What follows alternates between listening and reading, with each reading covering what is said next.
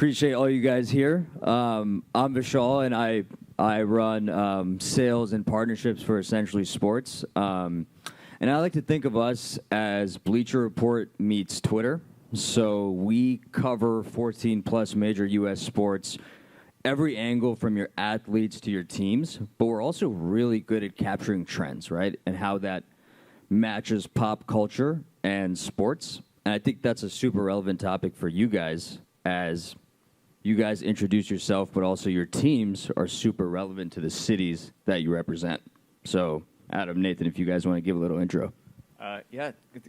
Very, very happy to be here. And I think it's funny, we kind of got a lot of the Miami crew that have come over, or Miami/Broward that has come over, so happy to be here.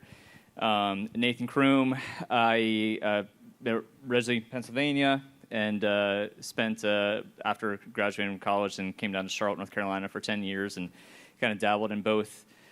Started very, very small soccer team. I played soccer in college, so that's kind of where the whole love of that sport comes from. But then spent a number of years in NASCAR, where I had kind of a mentor who helped guide me. We talked about mentorship, completely agree, and but had an executive over at Charlotte Motor Speedway, was Lowe's Motor Speedway at that time, and I was a marketing director at 22 years old for this small soccer team who had no idea what I was doing, and I just told it, basically I need to know what I don't know, and so he kind of gave me, he was a huge help to my, I think, just life and career, and just really kind of learning what to do and what not to do. But then went on to had that connection through where I wanted to work in NASCAR, and spent some good amount of time in NASCAR, and then amusement parks a little bit for some time with a company called Cedar Fair Entertainment, and then down to Miami to be with the Miami Hurricanes for a little, and NASCAR pulled me back, and now back in the soccer world. So love, South Florida's definitely become home. My kids were, my son was 6 months old when we moved to Miami, and my daughter was born there. So I think they would probably call themselves Miami kids, if you ask them. But very happy to be here, and it's been, I'm sure Adam will agree, it's just been really great to hear everyone's perspectives. I think I'm more privileged just to feel like I've learned a lot today, and looking forward to learning more. Well said, and again, appreciate the opportunity to be here. Adam Smith with the Buccaneers, finished up my 12th season with the organization. I oversee all of our commercial relationships, so corporate partnerships, community partnerships with the group. Prior to that, I was in the college space for a couple of years with IMG College, now part of Learfield. I'm a Clemson Tiger alum, originally from Ohio. And I've got a wife and 2 children, a daughter 4.5, a son 2.5. Awesome. Now, both of you guys have very interesting backgrounds. Nathan, with you specifically, can you explain the transition, like going from a brand like NASCAR to the USL, a new league? You're forging these new partnerships. You're building these new fan communities. Like, what was that change like, and what inspired you to do that? Yeah, and I think especially in NASCAR, and just also too of kind of all the brands of those drivers as well, which I think the sport gets a lot of its loyalty from the drivers they follow too, and the love of those different drivers that they're following, and the teams and their partners naturally, and then obviously Mark. I went to Penn State. I wasn't, but so that's obviously was a huge, a well-known brand that has a lot of equity in it. The U was an IP that, at the University of Miami that was big. So you come from that, and you come from properties of like Daytona, managing those partnerships where you had 150,000 people there on a weekend. I think this is actually, I've been out in NASCAR for a while, but good enough to know that the Daytona 500 is this weekend. So, but that was quite an experience, because you go from that to then, all right, second division soccer, which is, but for me, it was a really cool opportunity for now the league, USL and USL Championship, and sort of many divisions through that has been around for quite some time, actually. There's, if you're in Tampa Bay, the Rowdies were around way back, in the NASL days. So you have some teams that had been around the USL for a while. Miami FC, that brand, owned by Ricardo Silva, was newer. 2016 is when they were founded in Miami. Kind of his dream was to bring professional soccer back to Miami, since MLS had left it, and go through that time. I came in at an interesting time because it was right. Michael Williamson, our CEO, who came from Inter Milan, they were really kind of reshaping what they wanted to do as a team, as a club, and they're right at that time. If you kind of pay attention to the years, that was right when right out of the pandemic. Yeah. So that was 2021, and there was one other team that you may not have heard of that entered the market very similar. A guy named David Beckham brought a team to Fort Lauderdale with Inter Miami. So that was an interesting time to be in the sport. Of course, now a whole other more interesting situation now with Lionel Messi coming to market. So for me, I was just excited to, I think, be a part. I had never been necessarily a part of something that seemed like an opportunity to build something and really take on a new challenge. And so that was the biggest thing for me, is taking this, the soccer team in a market that loves its soccer, it's football, and that was something for me that I just felt was a really neat opportunity to help grow this club. When I came on, and USL, like I said, it's the soccer sort of levels are kind of crazy in the U.S. You don't have promotion relegation; they're all kind of different leagues. But USL Championship, Second Division, MLS, First Division. So really, you could do two different things. With Inter Miami coming in, I was not, believe it or not, I wasn't going to win a PR battle with David Beckham. I know that's shocking, but we had a choice to either compete right head-to-head or be something different, be something unique. And really where, we've tried to just really embrace was, we're going to be a community organization. We're going to be the 305 team, the neighborhoods, the people, they're going to know us intimately. So how do we know that they, as a family, know our players, that we're accessible to a point that's just different? Let the team up in Fort Lauderdale be the Ferrari. That's fine. We'll be the pickup truck, and we'll be fine being the pickup truck. So let's just accept that identity, and that's really what we decided to do, because I never, there was a lot of talk about, let's change colors or change brand. I said, whoa. Let's really understand what and who we are, and who are the people that want to follow us, that we can make an impact in this city, and that was really what we grabbed onto. Yeah, that's great, and we're definitely going to get to Messi, so we're going to get there. But Adam, now on to you. Over a decade at the Bucs. I mean, you've gone from Super Bowls to Jameis Winston and let's focus on the Super Bowl. I'm not hating. If just Google Jameis Winston highlights, it's a spiritual experience, right? Just watching through. I just want to say that. But why stay with the Bucs this long? Like, what about the organization keeps you there? Well, we'll start with the theme of the day and love. Not being from the market, I absolutely fell in love with Tampa Bay. From about the time I got there, it has been on a rocket ship, hasn't stopped. And then also love for now my wife, whom 12 years ago I met at the Bucs.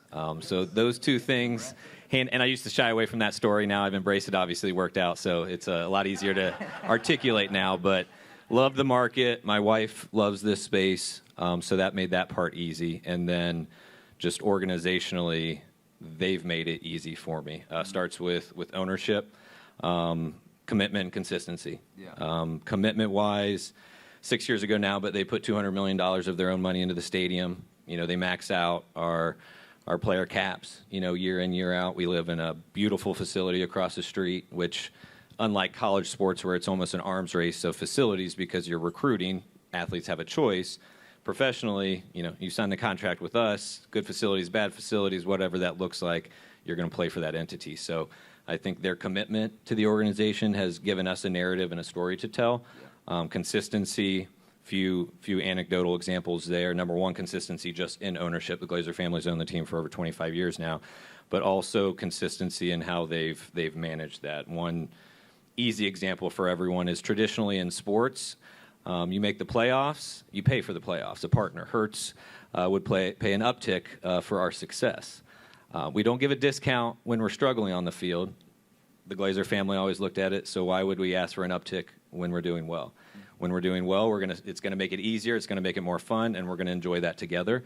So consistencies and models coming out of the Brady era, we hadn't raised rate cards, hadn't changed value propositions. So for me, as somebody that's going around in the community looking people in the eye, day in, day out, making promises, I could sit up a little bit straighter, look them, a little bit more strongly in the eye and say, this is how we're going to do things, and I've been here long enough to know that that is true. And then from a leadership perspective, my boss, our chief commercial officer, Atul Khosla is his name, goes by AK, but he's one of many but within the organization, but hands down, best boss I've ever worked for. He's smartest boss I've ever worked for. He's the hardest boss I've ever worked for, but he's one of those, high tides raise all ships, and our organization's ceiling with him leading it is higher. And I can say that because I've been there when he wasn't there. He was there for 5 years. He left for a year stint becoming president, helping launch Live Golf. If any of you are familiar with that, I'm sure we could have another panel. I can't give you a whole lot of insight there. He signed a pretty healthy NDA. I don't think a Saudi NDA is one that you want to mess with. So I don't have a lot of insights, but having gone for a year and coming back, absence makes the heart grow fonder. We realized what we were missing, and him coming back again, he just came back in and picked everything up. And so love the market, established roots, love our ownership, have a great boss I can learn from, and certainly being football in Florida and the NFL, makes it a little bit easier as well. I love it. Now, like a big trend we're seeing in media coverage and appetite is sports legends. So it's like Roger Federer, Mike Tyson. These guys do as much traffic, if not more, than like current athletes and celebrities that we cover. Now that brings me to Messi and Tom. So, would love, and very two different perspectives too, in terms of like, I think, Nathan, for you, in terms of Messi coming to the city and what that does for the sport and how that adds into the marketing, right? And then Adam, in terms of getting Tom and how that boosts not only the team, brands, partnerships, like overall fan ecosystem. If you guys could both go into that. Well, and we were talking about this earlier a little bit. I think, it's the Messi case study is TBD. I think. Yeah. I mean, when it all hit, and I have close friends that work at Inter Miami, so I've talked to them when there was an indication he was coming, but I don't think anyone understood just the phenomenon that was about to hit, including Inter Miami. So and I remember just talking because what was crazy is there's this thing called the U.S. Open Cup. It's like the FA Cup in England. It's a huge deal. You basically have all the divisions from amateur all the way up to professional can play each other in this Open Cup tournament. So we had actually 2 years in a row. We want to talk about writing the script, but the NFL, that was a joke for script writing in NFL. But Heard. So the last 2 years we had gotten drawn with Inter Miami, and then they flip a coin. And that's who hosts the game. So the last 2 years, we got drew in the third, drawn in the third round. We drew Inter Miami in the third round, and they both years. And so we had the opportunity to host. So when you host the Open Cup match, both times the coin flip went our direction. The coin toss went to us. So we hosted it down in Miami, which is kind of interesting because Inter Miami plays in Fort Lauderdale. So we took advantage of that and called it. But we called it the Miami Classico. We never really went after they're not the real Miami team. I didn't go that direction. That just was a battle I was not prepared to fight. So we really just want to celebrate football, soccer. And so, we had the Miami Classico the last 2 years, and we hosted it, and just huge crowds, just really fun, cool atmosphere. And that was also this past year. We put it on. We had just signed a deal with this last year. This will be our second year with them, with CBS Sports and Paramount Plus. And so we just made it a big deal, and they put it on CBS on Golasso Network, which is their kind of soccer network, and then they had it on Pluto TV and Paramount Plus, as well as local CBS Miami. But it was crazy. So we took them. We were winning with seconds left in the game. They scored and tied it. Went to overtime, penalty kicks, and we lost to them in penalty kicks. So that was this past May or April. Yeah. And so flip to like 2 months later, just the transition that they had to adjust to with that phenomenon was it's incredible. And they're obviously still going through it. And then I think, I think when we were talking about this a little bit, and so I'm curious to hear what Adam says about how the Bucs handle something like that handled it because I think Inter Miami was they were still figuring themselves out as a brand a little bit and how they were going to connect to the community. And then you just bring this global icon in, and he's the brand. And I think, what's still going to be, I'm very curious, and obviously MLS and Inter Miami are trying to take advantage of that. But, okay, he's going to be there, 1, maybe 2 more years. So what are you going to do? How do you leverage that phenomenon now, whether it's commercial partnerships and everything else that you go with from a fan loyalty side?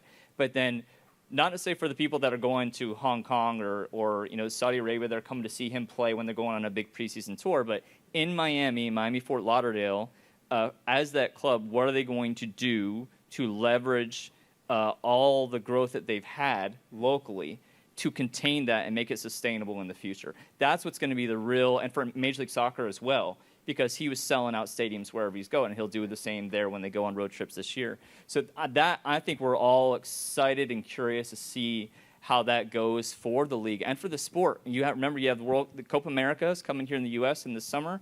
Miami will host some games. Then you have World Cup in 2026. And then, by the way, I don't think that's official, but good chance you're going to have the Women's World Cup in 2027. So the sport in general, what's happening from youth all the way through, it's going to be interesting. And I think the jury's still out on that. It's been quite fun to watch. But I think from a marketer standpoint, too, and someone that's been in the industry for a while, I'm very curious to see how the league and with MLS, the Inter Miami, and then even how we are, USL Championship and other, stakeholders in the sport and in the industry handle that and move forward to connect that to the fans that we've gotten, because we also, our season tickets doubled when he came in. So there was it affected everyone, USL, and that was just, I think, really interesting to see just how he affected the economy immediately. That was just something that was really incredible, and I think there's more and more case studies that will come out on that in the future. But I think the jury's still out on that one. I think Adam will probably have a lot more perspective too, with how the Bucs being probably you guys were around already. You won Super Bowls before Tom Brady came, right? So I think I'm curious to hear your perspective on the Brady phenomenon. Yeah, don't quite have enough time to give probably my full rendition of that, but I'll start with, well, first of all, it was magical. I feel very grateful, very fortunate to have been a part of that experience. When did you get the script? When? Not allowed to go there. It was a phenomenal experience, and magical is the term I probably use the most. I'll get into a little bit about what that looked like, but going prior to that, right, you talk about sports, performance-based, wins and losses, and not too atypical from how most sports teams act, but we spent a lot of time throughout my tenure, focusing on controlling what you can control, which is not wins and losses. Are we providing a value proposition that makes fans latch on, keep coming back, irregardless of the good or the bad? And for the first 9 of my years there, we were not so good, right? So we got a pretty well seasoned on how to build a value proposition and not lean on the on-field performance. So that was always kind of in our head. Now you fast forward to Tom, 2 weeks before we picked him up in free agency, actually it was a week and a half, we all got sent home via work from home for a week, COVID, we're not sure what this thing is, you'll be back, coffee was probably still in the cup kind of thing, right? Then I'm watching it like everybody else is on the TV, heard a few rumors, didn't believe it, and we're just like, we just got Tom Brady. 25,000 ticket requests within 48 hours. Wow. That is a real number. That is a real time frame. we didn't have 25,000 tickets to sell out, which was nice. But the apocalypse had happened, the uncertainty of your family, your career, what's next was there. But people needed their Tampa Bay Buccaneers tickets, which was awesome. Yeah. You hosted the Super Bowl that year. And that was the beginning of just this magical ride. So that part was awesome, and my hair was thicker. I sounded a lot smarter during Tom Brady's era. There's no denying, what success can do. But again, about a week after that, AK called a meeting with his leadership team, and it was basically like everything we've been doing for his time, 4 years. Now we've got to triple down on that, because our mantra was kind of, what is the value proposition, irregardless of wins and losses. Now what we have to focus on is doing that better than we ever had, because to a degree, we knew Tom was a rental. Tom's shelf life, there was a finite gap there. So we said, we're not going to do anything different per se, but we've got to double down on, and I think some of the team, and Dan kind of spoke to it earlier, the first component to loyalty is just blocking and tackling, like doing it well, providing a good product, delivering a good service. Loyalty will stem from that. So we said, are we doing all those things? Let's fact check everything. Let's turn over every rock. Are we doing it right? Because now is our opportunity to prepare for post-Tom. Now, yes, we did, subscription model, 2-year contract. Like, we did things to take care of latching on to those 25,000 new requests that were probably a little bit, fringe fans. But once we get them in, if we're doing the right thing, those can turn into loyal fans. So I think it was definitely unique in that time frame, but our focus was all about what happens after Tom. Tom was a little bit, you almost describe it like, brands growing through acquisition versus organically. Tom was our acquisition, right? So you can grow much faster and expedite that curve if you acquire. But what happens when you say, you know what, we're going to take some time off acquiring, you don't go backwards as a brand. That is your new value proposition. That's your new size and scale. And we said, hey, we've got to start building the narrative of, once Tom's gone, this is now who we are. There's no going back to a pre-Tom dynamic. And so we kind of started some of our creative innuendos, some of our positioning, some of our value propositions. We're kind of starting to build to say, hey, once Tom leaves, we're going to position this like, okay, what's next? We're the NFL. This is our brand. This is who we are. And I think it's helped us. Year in, we're in a pretty good spot. I think, quite frankly, this coming year it will be a little bit more telling, but it certainly helps when you kind of surprise everybody, win a playoff game. We finally got some cap space, so I think we'll be all right. Yeah. I mean, going from Tom to Baker is also pretty fun, isn't it? It was different, but it's worked out well so far. It went from LFG to LFB, which is let's something bake. But it's kind of gotten its own kind of cult following, and we're doing all right. Yeah, that's awesome. Now, let's get to the brand portion of this. So, I mean, you guys have one of the most differentiated assets when working with brands in terms of the in-stadium experience. Can you guys go through the different value touch points you guys can offer brands in that whole experience, pre-game, coming into a game, after the game, and then go ahead and share like a success story you guys each have with the brand? Sure. I know we got only 5 minutes. I'll try to make it fast. Two things. I think, consultative approach, right? So we're there to basically listen, and then we want to take all our tools in the toolbox and build a customized solution for a brand. So hopefully no two ever look alike, because no two brands are alike. So we'll start there. Tools in the toolbox, we want to be very omni-channel. So we want to take kind of all those different tools in the toolbox and make sure those resources are there for a brand. So quite frankly, most of our focus is almost outside of what happens on game day. We've got a finite number of games, and a finite number of people can make it into that stadium. We've got 65,000 fans on game day, but in West Central Florida, Tampa, Orlando, down to the Fort Myers area, kind of what we would call Bucks country, we've got 3.5 million fans. So there's a lot more people, obviously nationally beyond that, but there's a lot more people outside of the game day experience, outside of the game day window. So we spend a lot of our times, obviously there's the signage, there's the hospitality, there's the experiences, but it's more in today's world, content is king, right? So how are we doing kind of under the helmet experiences, getting to know our players and the human beings that they are, off-season tentpole events. The NFL has done a tremendous job of creating a year-round platform, so we lean into those kind of tentpole moments. There are there are more fans. There are more.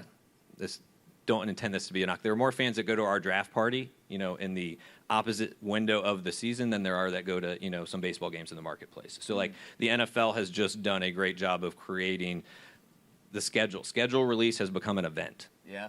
And so they've just done a really good job, I think, of creating year-round relevance, giving us components that we can lean into, and then obviously, activating against our partnerships. Yeah, and then obviously on our side, that's quite a different scale, right? You're going from, second division soccer, community team, right? And owning that brand versus the scale that you're dealing with in the NFL. So, but it's the concepts for me have always been the same. How are we connecting the right partners and choosing those people that want to partner with us in the type of organization and type of brand and team that we are. So that came with our, Baptist Health is a great example of a partner that comes on in the local market that, loves what we're doing with our YMCA program and our after-school programs because our players are extremely accessible. So they're going and doing these after-school programs, and they're playing with these kids. They're interacting with these kids. The YMCA program where we're getting, encouraging healthy living and healthy lifestyles with the youth. We talk about youth participation, both on the boys and girls side, but being able to connect in a emotional way that, like we said, it creates that love first, which then turns into that loyalty. So how are you connecting those two things? How are you connecting the emotion of it, the love of it, the loyalty to the brand that is looking? We talk about ROI. That's a discussion that happens beforehand.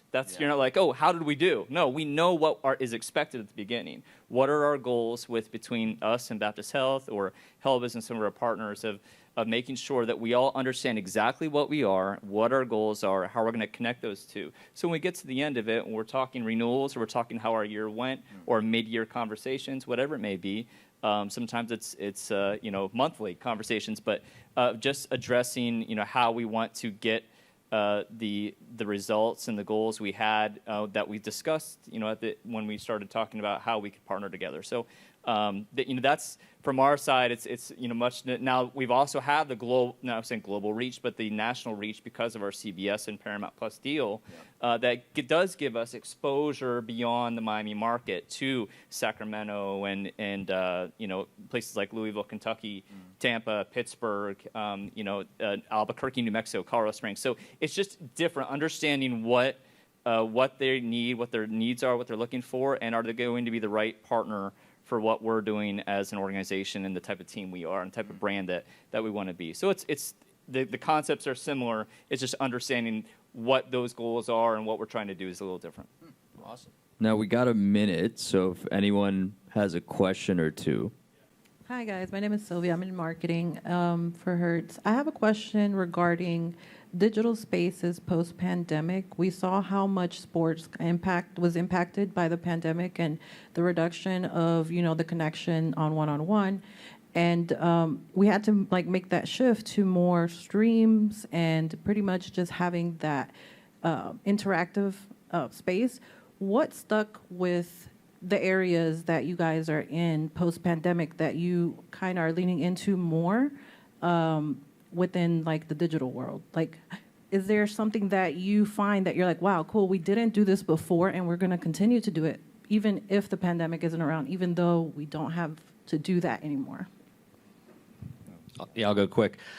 First, there's nothing like live sports, and we didn't know if that would translate to post-pandemic. Thankfully, it has, and you could see just using our venue, the number of concerts and non-sporting events that have come back in full force has been nice. So knowing that that's come back has been a very good feeling. Now content is king. So during the pandemic, there was this whole make good, which I hope I never have to say make good ever again, but just finding creative ways to make up for some of the value proposition we didn't deliver, and it was a lot of content. Most of our teams, have doubled in size and scale in terms of number of people and head count to build year-round content. And, now it's come to not only what is the content, but are we putting it out on the right platforms, right? And we have a team, and we're going to have, some KPI metrics and some third-party resources that say, okay, if it's player-led, it's not. It should go on this platform. If it's long-form versus short-form, this is the both audience and the platform that they will consume it. So I think for us, we've doubled down on it, and we've made that a more central part of our value proposition through headcount, creation, and different platforms. So much. Thank Very, you. very good.